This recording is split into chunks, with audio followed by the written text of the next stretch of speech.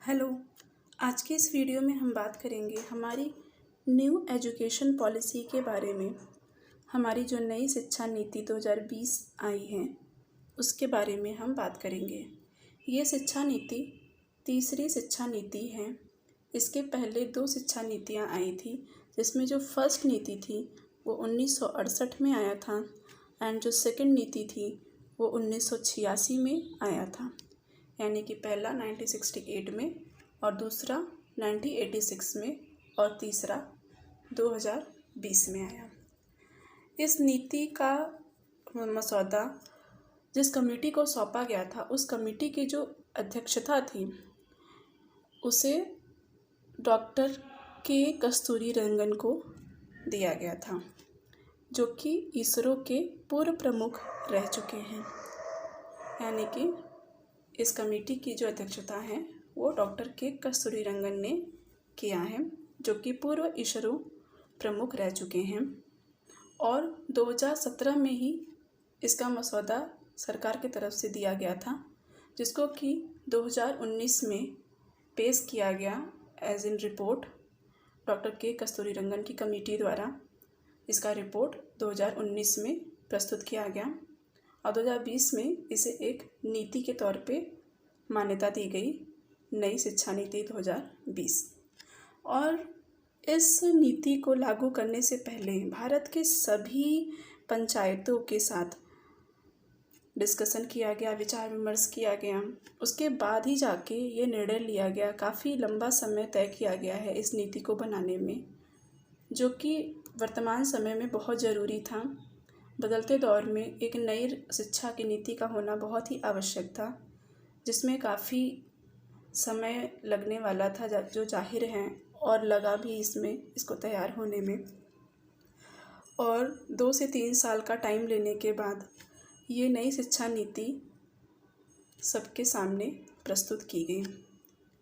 इसके जो main points हैं, जो कुछ मुख्य बिंदु हैं, उनमें सबसे बड़ी बात है कि इस नई शिक्षा नीति में शिक्षा पे 6% का जीडीपी का बजट का हिस्सा देने की बात की गई है। यानी जीडीपी का 6% का हिस्सा इसमें निर्धारित किया गया है लक्ष्य, जो वर्तमान जो शिक्षा का बजट है उसका 2 गुना से ज़्यादा है। वर्तमान में 3% भी जीडीपी का हिस्सा नहीं है और इसमें 6% के हिस्से की बात की गई है, जो कि काफ़ी ज़्यादा है।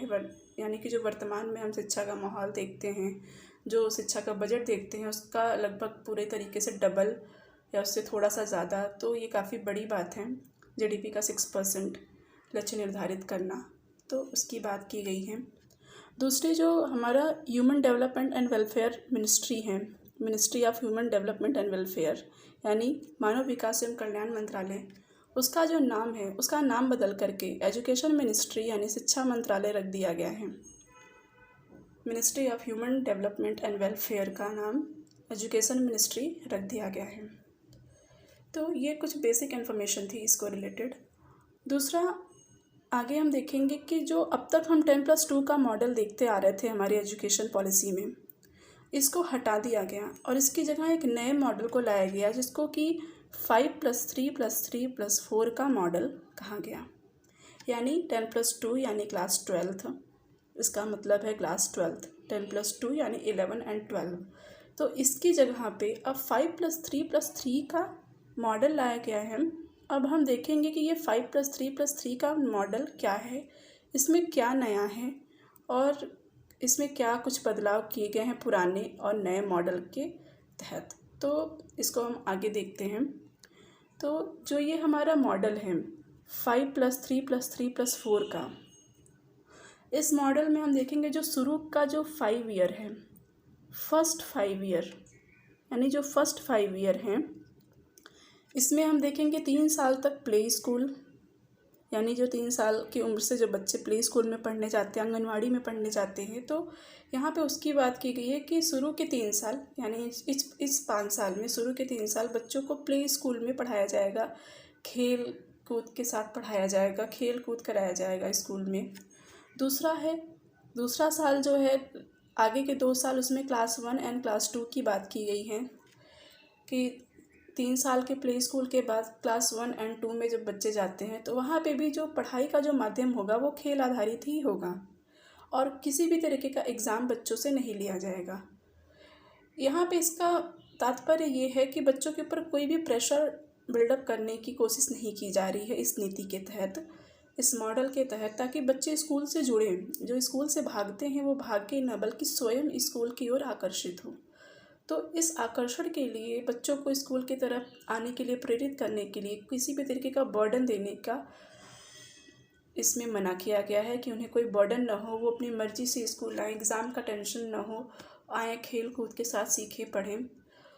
तो एक स्कूल के साथ जोड़ने का एक माहौल तैयार किया जा रहा है इस शुरू के 5 साल में। जो नेक्स्ट सेकंड 3 ईयर है, सेकंड 3 ईयर जो है हमारा, उसमें कक्षा 3 से लेकर कक्षा 5 तक के बच्चों की बात की गई है। यहाँ पे जो शिक्षा का माध्यम होगा उसमें स्थानीय भाषा को अपनाने पे जोर दिया जा रहा है कि स्थानीय भाषा में शिक्षा को दिया जाए बच्चों को। अगर आप हिंदी, आपका स्थानीय लैंग्वेज हिंदी है, लोकल लैंग्वेज, आप हिंदी में करिए, बंगाली में करिए, मराठी में करिए, गुजराती में करिए, तमिल में करिए, तेलुगु में करिए, जो भी आपका स्थानीय भाषा लैंग्वेज है, आपको उसमें शिक्षा आप अपने हिसाब से ले सकते हैं। आप चाहें तो इंग्लिश में भी पढ़ सकते हैं, बट स्थानीय लैंग्वेज के ऊपर खास करके फोकस किया गया है ताकि शुरू के दौर में बच्चों को सीखने में दिलचस्पी आए, अपने भाषा के तहत वो सीखें, उसको पढ़ें, उसको समझें और एक बुनियादी शिक्षा और विकास पे उनका बल दिया जा रहा है ताकि उनका एक बेसिक डेवलपमेंट सही तरीके से हो सके। और इसी 3 साल, इसी क्लास 3 से एग्ज़ाम्स होने स्टार्ट हो जाएंगे, यानी कि जो क्लास 1 एंड 2 में एग्ज़ाम नहीं हो रहा था, इसी क्लास 3 से एग्ज़ाम होने स्टार्ट हो जाएंगे। तो अब यहाँ से बच्चों के ऊपर थोड़ा थोड़ा पढ़ाई का प्रेशर क्रिएट होगा, क्योंकि यहाँ तक वो स्कूल से बंध चुके हैं, जुड़ चुके हैं, तो यहाँ पे इसके लिए वो तैयार हो जाएंगे धीरे धीरे। तो एक एग्ज़ाम यहाँ से होने स्टार्ट हो जाएंगे, एक बेसिक शिक्षा रहेगी, बेसिक एजुकेशन रहेगा और उनके डेवलपमेंट पे ख़ास तौर पे फोकस किया जाएगा। वो अपनी लोकल लैंग्वेज में स्टडी कर सकते हैं, जिन्हें उन्हें एक अलग दिलचस्पी आएगी पढ़ने में, कोई बर्डन नहीं होगा बहुत ज़्यादा। और उसके बाद जो हमारा तीसरा 3 साल आता है, नेक्स्ट 3 ईयर, एक रहा 5 साल, ये रहा सेकंड 3 ईयर और ये रहा अगला 3 साल। इस नेक्स्ट 3 ईयर में, जिसको कि मिडिल स्टेज कहा गया है, इस नीति के तहत इसको मिडिल स्टेज कहा गया है, ये कक्षा 6 से लेकर के 8 तक के बच्चों की पढ़ाई की बात करता है। 3 से 5 तक सेकंड 3 साल में हमने देखा, एंड नेक्स्ट 3 ईयर में हम कक्षा 6 से लेकर 8 तक के बच्चों की बात करेंगे, जिसको कि मिडिल स्टेज का नाम दिया गया है। इसमें ख़ास तौर पे व्यावसायिक शिक्षा और कंप्यूटर कोडिंग पे ख़ास तौर पे ध्यान दिया गया है कि बच्चों को व्यावसायिक शिक्षा दी जाए।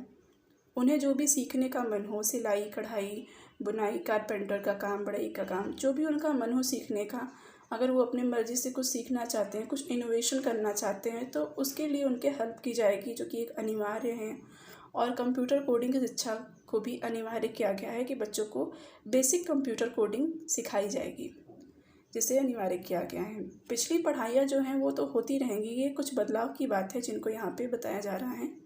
तो उसमें व्यवसायिक शिक्षा, कंप्यूटर कोडिंग, इसको अनिवार्य किया गया है।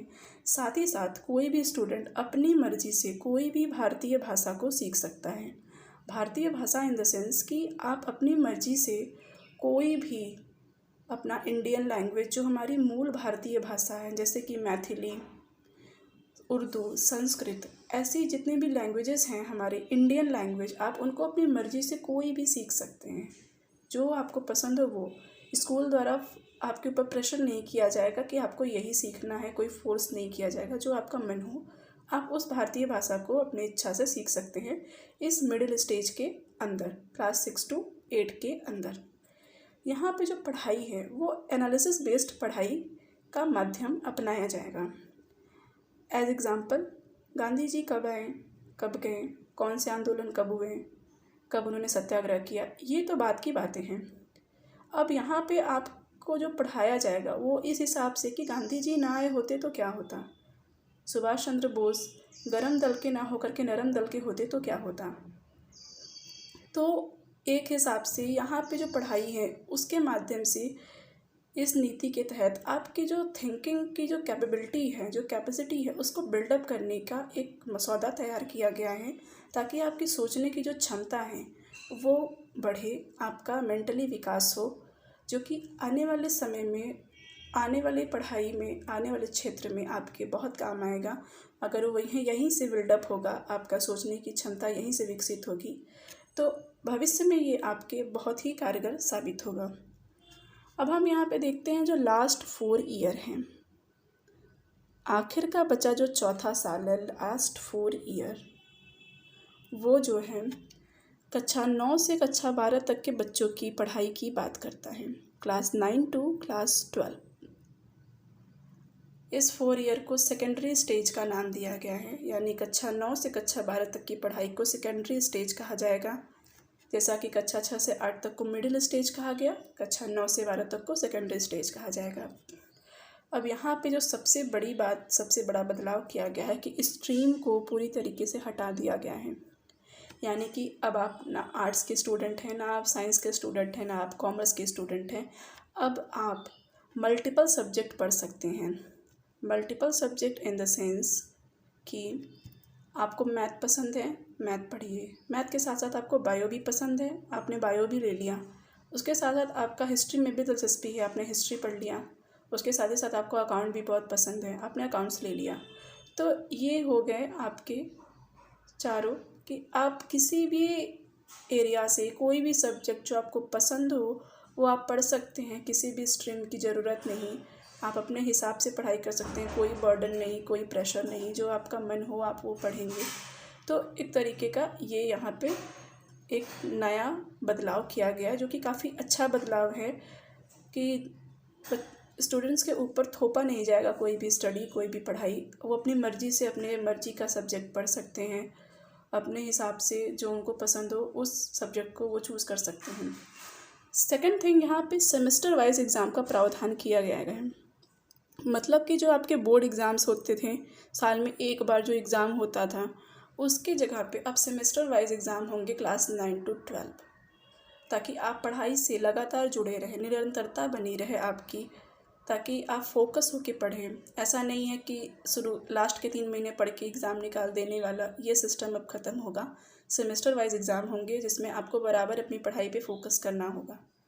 तो ये भी काफ़ी अच्छा बदलाव है। बेस्ट थिंग, यहाँ पे आप कोई भी फॉरेन लैंग्वेज, विदेशी भाषा सीख सकते हैं। यहाँ पे काफ़ी अच्छा इनिशिएटिव है ये इस नीति के तहत कि अपनी मर्ज़ी से आप कोई भी विदेशी भाषा सीख सकते हैं। जैसा कि यहाँ पे मिडिल स्टेज में आपने अपनी मर्ज़ी से कोई भी इंडियन लैंग्वेज सीखा, अब सेकेंडरी स्टेज में आप कोई भी foreign language as in German, Italian, Spanish, French, English etc, आप कोई सा भी लैंग्वेज आप सीख सकते हैं, विदेशी भाषा, अपनी मर्ज़ी के अकॉर्डिंग। हाल के समय में चाइनीज़ लैंग्वेज पे गवर्नमेंट ने रोक लगा रखी है। चाइना से हमारे जो रिलेशंस है उनके मद्देनज़र चाइनीज़ लैंग्वेज को रोक लगा दिया गया है पढ़ने से। हालांकि होना चाहिए था बट नहीं है। आगे चल के हो सकता है कि स्थिति कुछ सुधरे तो शायद इसको जोड़ दिया जाए, बट अभी फ़िलहाल चाइनीज़ लैंग्वेज को छोड़ के आप दुनिया की कोई भी भाषा को सीख सकते हैं। तो ये काफ़ी प्लस पॉइंट रहा है इस नीति में। उसके बाद मल्टीपल सब्जेक्ट पढ़ सकते हैं। जैसा कि हमने बताया कि स्ट्रीम की समाप्ति है, स्ट्रीम ख़त्म हो जाएंगे तो आप कोई भी लैंग्वेज अपनी पसंद से पढ़ सकते हैं। तो ये रहा इनका बदलाव। आगे हम देखेंगे ग्रेजुएशन एंड पोस्ट ग्रेजुएशन में क्या बदलाव किया गया। हमने अभी तक देखा कि हमारा जो बेसिक स्टडी थी, प्ले स्कूल से लेकर के हायर 12 तक की स्टडी को, हमने देखा कि उसमें थोड़े बेसिक बदलाव किए गए हैं। 5+3+3+4 के मॉडल से उसमें बदलाव किए गए हैं। शुरू के 5 साल, आगे के 3 साल, फिर 3 साल, फिर 4 साल। उस हिसाब से हमने बदलाव को देखा है पिछले स्लाइड में। इस स्लाइड में हम देखेंगे कि जो हमारा ग्रेजुएशन है एंड पीजी यानी कि पोस्ट ग्रेजुएशन, उसमें क्या चेंजेस आई है इस नई नीति के तहत। तो यहाँ पे हम देखेंगे कि जैसा हमने पिछले स्लाइड में देखा कि स्ट्रीम को ख़त्म कर दिया गया है 9 टू 12 तक। अब जब आपने 12th ही बिना किसी स्ट्रीम के किया है तो जाहिर सी बात है आप ग्रेजुएशन भी मल्टीपल लैंग्वेज लेके कर सकते हैं, करेंगे। जैसे आपने 12th किया है वैसे आप अब अपना ग्रेजुएशन भी करेंगे। अब ना आप बीए कर रहे हैं, ना आप बीएससी कर रहे हैं, ना आप बीकॉम कर रहे हैं। बीए बीएससी बीकॉम को पूरी तरीके से ख़त्म कर दिया गया है। अब आप बीए बीएससी बीकॉम नहीं कर रहे हैं। अगर आप कुछ कर रहे हैं तो वो आप सीधे सीधे ग्रेजुएशन कर रहे हैं। यानी अब जो ग्रेजुएशन है उसको ग्रेजुएशन ही कहा जाएगा, ना कि बीए बीएससी बीकॉम एक्सेट्रा कुछ नहीं। तो वहाँ से स्ट्रीम ख़त्म किया गया, यहाँ से बीए बीएससी बीकॉम ख़त्म किया गया। ग्रेजुएशन को 1 साल और बढ़ा दिया गया और 4 साल का कर दिया गया।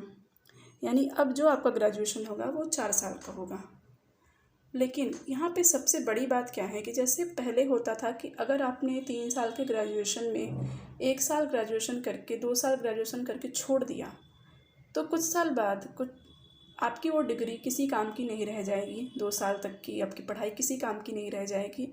फिर से अगर आप पढ़ने आते हैं तो शुरू से पढ़ेंगे और उसका कोई वैल्यू नहीं निकलेगा। लेकिन अब जो नया नीति आया है उसमें एक बेनिफिट यहाँ पे ये है कि इस 4 साल के ऑल ओवर ग्रेजुएशन में आप अगर 1 साल का ग्रेजुएशन करते हैं तो आपको जो सर्टिफिकेट मिलेगा, जो डिग्री मिलेगी, उस 1 साल के ग्रेजुएशन का जो डिग्री होगा उसे ग्रेजुएशन सर्टिफिकेट कहा जाएगा।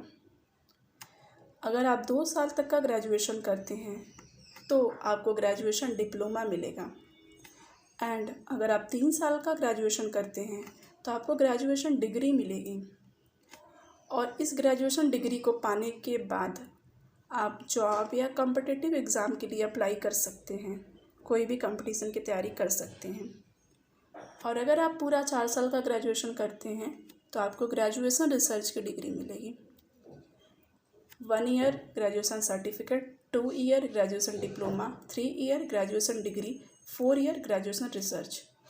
और मान लीजिए कि किसी कारण से आपको 1 साल या 2 साल में, यानी कि 2 साल अगर मान लें ग्रेजुएशन डिप्लोमा लेके अगर आपने अपनी स्टडी को रोक दिया किसी भी रीज़न से, फाइनेंशियली या फिर सोशली किसी भी प्रॉब्लम से या पर्सनली किसी भी प्रॉब्लम से अगर आपने अपनी पढ़ाई रोक दी है तो 10 साल बाद भी अगर आप पढ़ने आते हैं तो आपको ग्रेजुएशन डिग्री से अपनी पढ़ाई स्टार्ट करनी होगी। यानी तीसरे साल से आपको शुरू से नहीं पढ़ना होगा, आप तीसरे साल से पढ़ना स्टार्ट करेंगे। ग्रेजुएशन डिप्लोमा तक की डिग्री आपने ले रखी है, अब आप ग्रेजुएशन डिग्री लेंगे, देन ग्रेजुएशन रिसर्च। ओके। और अगर आपने 3 साल तक का ग्रेजुएशन किया है, यानी आपने ग्रेजुएशन डिग्री ही लिया है, 4 साल तक का ग्रेजुएशन नहीं किया है, ग्रेजुएशन डिग्री लिया है, तो आपका जो पीजी होगा 3 साल का ग्रेजुएशन, 2 साल का पोस्ट ग्रेजुएशन। अगर आपने 3 साल तक का ग्रेजुएशन किया है तो आप 2 साल तक का पोस्ट ग्रेजुएशन करेंगे। और अगर आपने 4 साल तक का ग्रेजुएशन किया है, ग्रेजुएशन रिसर्च लिया है, तो आपका पोस्ट ग्रेजुएशन ओनली 1 साल का ही रहेगा। तो इट्स डिपेंड ऑन यू कि आप 3 साल तक का ग्रेजुएशन करके ग्रेजुएशन डिग्री लेके आप 2 साल तक का पोस्ट ग्रेजुएशन करते हैं, या ग्रेजुएशन रिसर्च लेकर के आप 1 साल तक का पोस्ट ग्रेजुएशन करते हैं। It's all up to you. MPhil को पूरी तरीके से ख़त्म कर दिया गया है, एमफिल अब इसको हटा दिया गया है। पीएचडी अभी भी 4 साल का ही है, तो उसमें कोई ख़ास बदलाव नहीं है।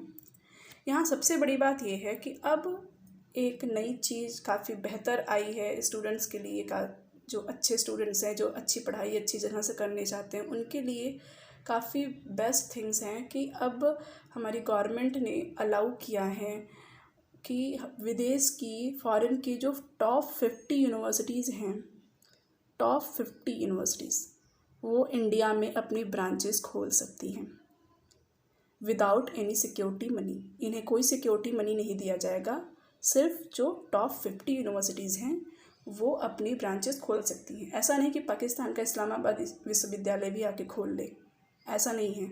सिर्फ टॉप 50 ऑक्सफोर्ड जैसी यूनिवर्सिटीज़ ही अपनी ब्रांचेस खोल सकती हैं जो टॉप 50 में आती हैं। तो ये काफ़ी बेहतर इनिशिएटिव है इस नीति के तहत। और पिछले सरकार में भी इसको लेके बात की जा रही थी, बट उसमें काफ़ी मात्रा में सिक्योरिटी मनी देने की बात हो रही थी और कोई गारंटी नहीं थी, और टॉप 50 की बात नहीं थी। कोई भी विदेश की कोई भी यूनिवर्सिटी आके अपनी ब्रांच खोल सकती थी, ऐसी बात थी। तो उसको अपोजिशन पार्टी द्वारा क्रिटिसाइज़ किया गया। लेकिन इस बार का जो नीति है उसमें सिर्फ top 50 universities without any security money अपने इंडिया में ब्रांचेस खोल सकती हैं। तो ये काफ़ी इनिशिएटिव अच्छा है ये पढ़ने वाले बच्चों के लिए, जो हायर यूनिवर्सिटीज़ से अपनी हायर स्टडी करना चाहते हैं, उनके लिए, जो विदेश जाके नहीं पढ़ सकते, उनके लिए इंडिया में रह कर के ही अच्छे जगह से पढ़ने की एक सुविधा मिल रही है। तो ये काफ़ी अच्छा इनिशिएटिव है। एंड नेक्स्ट, अभी तक जो हमने देखा 5+3+3+4 का पूरा मॉडल देखा। उसके बाद हमने ग्रेजुएशन एंड पोस्ट ग्रेजुएशन का पूरा मॉडल देखा। अब हम देखेंगे मार्क्स, नंबर। जो नंबर हमें मिलते हैं वो हम देखेंगे कि नंबर जो हमें मिलते हैं, मार्क्स जो मिलते हैं, उसमें क्या बदलाव किए गए हैं। तो सबसे पहले तो जो पहले का था कि हमें स्कूल के मार्क्स मिलते थे अकॉर्डिंग टू हमारी एग्ज़ाम में क्या परफॉर्मेंस रही है, उसके अकॉर्डिंग हमें स्कूल में मार्क्स मिलते थे। तो वो जो था वो एज इन बना हुआ है। जुड़े हैं 3 नई चीज़ें, उनमें है सेल्फ मार्क्स, यानी कि खुद को नंबर देना। आप अपने आप को नंबर देंगे, अपने आप को आप परखेंगे, अपने आप को आप देखेंगे कि आप कितना नंबर दे सकते हैं, उसके अकॉर्डिंग आप खुद को भी नंबर देंगे। प्लस आपके जो फ्रेंड्स हैं, क्लासमेट्स हैं, वो भी आपको नंबर देंगे। आपके साथ पढ़ने वाले जितने भी बच्चे हैं वो आपको नंबर देंगे। तो जितना अच्छा आपका बिहेवियर होगा in class, between your friends, between your classmates, उतने ही अच्छे आपको नंबर मिलेंगे आपके क्लासमेट्स से। Next, teachers marks. टीचर भी आपको नंबर देंगे। आपके टीचर के साथ जैसे बिहेवियर होंगे, जैसे संबंध होंगे, उस हिसाब से टीचर भी आपको नंबर देंगे। तो जो स्कूल का नंबर होता था वो तो रहेगा ही, प्लस आपके अपने नंबर, आपके क्लासमेट के नंबर, आपके टीचर के नंबर। तो ऑल ओवर यहाँ पे एक पॉजिटिव पर्सनालिटी डेवलप करने की बात की जा रही है कि अगर आप अपने क्लासमेट्स के साथ अच्छे से रहेंगे, अपने टीचर के साथ अच्छे से रहेंगे, तो कोई फसाद कभी नहीं होगा। आपको अच्छे नंबर मिलेंगे, इस वजह से आप उनके साथ अच्छे से रहेंगे। हर कोई इसी वजह से अपना व्यवहार अच्छा रखेगा कि आपको वो नंबर देगा, अगला इंसान आपको नंबर देगा। तो शुरू से अगर ये थिंकिंग, ये भावना अगर डेवलप हो जाती है तो आगे चल के ये बहुत काम देगा हमारी सोसाइटी में, एक सही समाज के विकास में। तो ये काफ़ी अच्छा इनिशिएटिव है इस नीति के तहत। सेकेंड थिंग यहाँ पे किया गया है कि जो प्राइवेट स्कूल हैं उनकी जो फ़ी है उनको लिमिटेड कर दिया गया है as per schools stages, as per schools popularity. तो उसके अकॉर्डिंग जो प्राइवेट स्कूल हैं उनके फ़ी को लिमिटेड कर दिया गया है कि ये स्कूल इतने से ज़्यादा पैसे नहीं ले सकता। कई school 3 to 4 lakh per annum अपनी फ़ी लेते हैं। तो ऐसे स्कूल हैं जो लूटते हैं, सीधा लैंग्वेज में जो लूटते हैं बच्चों को, तो उनके लिए फ़ीस को लिमिटेड कर दिया जाएगा कि आप उससे ज़्यादा नहीं ले सकते, ताकि एक मध्यम वर्ग का बच्चा भी अच्छे से अपनी पढ़ाई को कर सके और एक सही समाज का विकास हो सके, एक सही शिक्षा का प्रचार हो सके। तो ये काफ़ी अच्छा नीति है। दूसरा, तो सब लास्ट में एक कमीशन का गठन किया गया है जिसका नाम है higher education commission of India, HECI,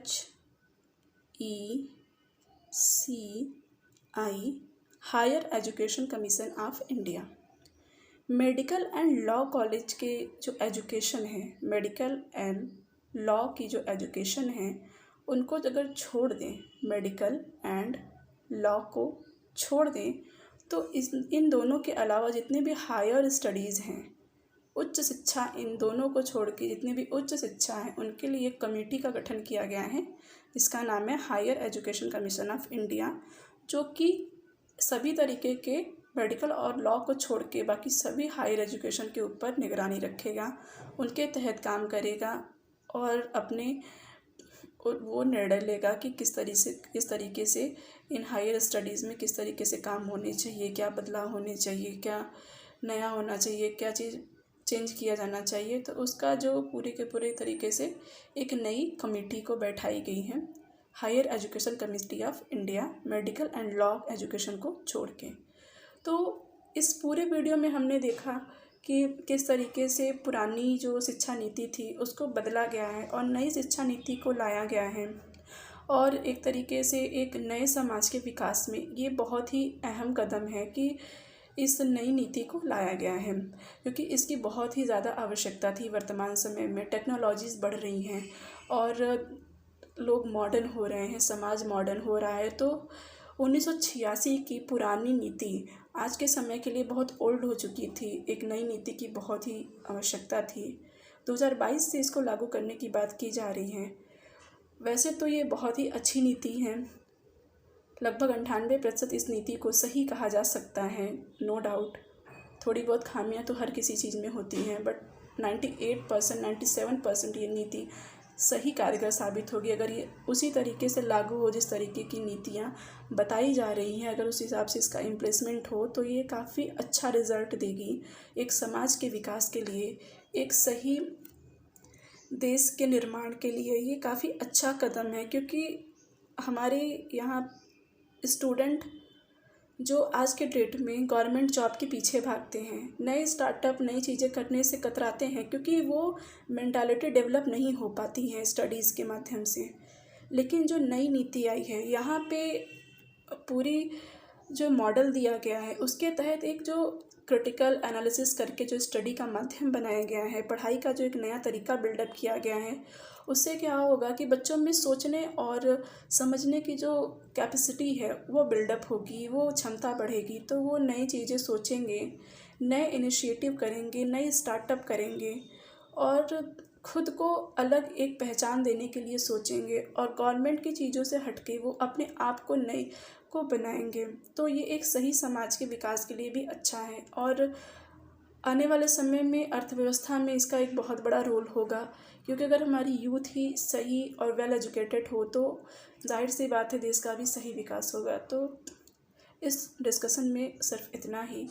तो ये रहा पूरा एजुकेशन पॉलिसी के बारे में। नेक्स्ट अदर लेक्चर में मिलेंगे। Thank you.